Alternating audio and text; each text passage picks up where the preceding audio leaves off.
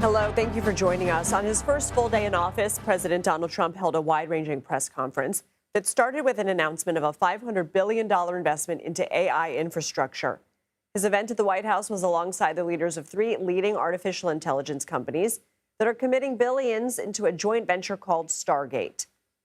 It'll ensure the future of technology. What we want to do is we want to keep it in this country. China is a competitor and others are competitors. We want it to be in this country, and we're making it available. I'm going to help a lot through emergency declarations because we have an emergency. We have to get this stuff built.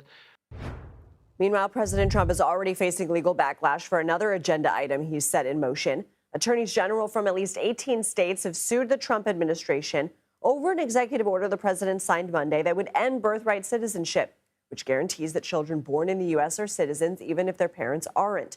It was one of the dozens of executive actions the president took on his first day in office, many of them focused on immigration. And President Trump's first cabinet member has been confirmed by Congress. Marco Rubio was sworn in Tuesday morning as Secretary of State. Senior White House and political correspondent Ed O'Keefe joining me now. Ed, what can you tell us about this venture and other news that he made in his remarks today? Well, I'm glad that you pointed out that this was his second wide-ranging news conference in less than 24 hours. You and I covered parts of the one last evening, and the answers haven't entirely changed. He's still considering 25% tariffs on Mexico and Canada starting as soon as February 1.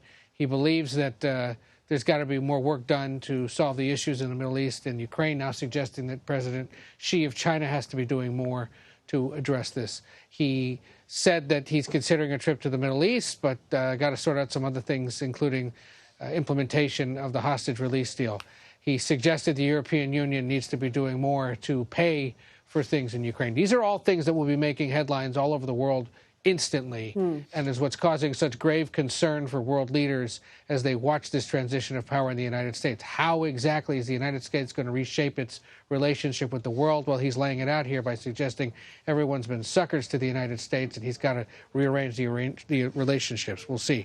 This announcement regarding artificial intelligence, it is a completely private investment by these investors, by this bank, SoftBank, and by Larry Ellison at Oracle, to provide hundreds of millions of dollars in investment in artificial intelligence centers, as they suggested at the beginning of this, to start dealing with some of the nations and the world's gravest and humankind's gravest health challenges. The idea being, they believe now, ultimately, these computer systems and the work that AI can do could conceivably cure cancer or heart disease. Well, that's an incredible thing.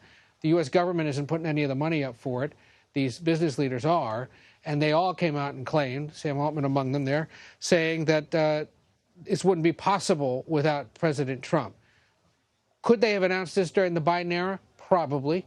Were they asked to do it now? Yes.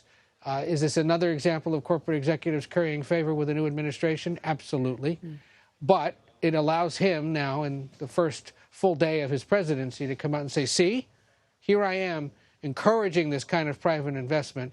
It's happening because I'm here, and we'll be announcing a lot more like this in the coming weeks. Also notable, because there's always a lot of news in these situations, on January 6th, I know you're going to be talking about this a little more later in the hour, defending again the decision to pardon those roughly 1,500 people who had been tried, convicted, were still incarcerated for their involvement, suggesting that they should be pardoned because big cities in this country haven't been prosecuting and imprisoning people who committed violent crimes. Now, you could go city by city and review that, and it's not entirely true what he said there, but that's the argument he's going to make, and he's standing by his decision to pardon him. Also signaling he has no concern about the fate of his nominees, as there's been some news this afternoon regarding Pete Hegseth, the Pentagon nominee, and some accusations made by one of his former family members. So a lot there.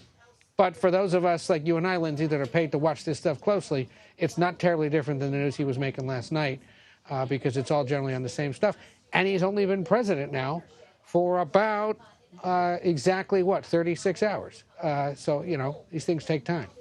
And he does math on the fly. What can Ed O'Keefe do? Thank you so much.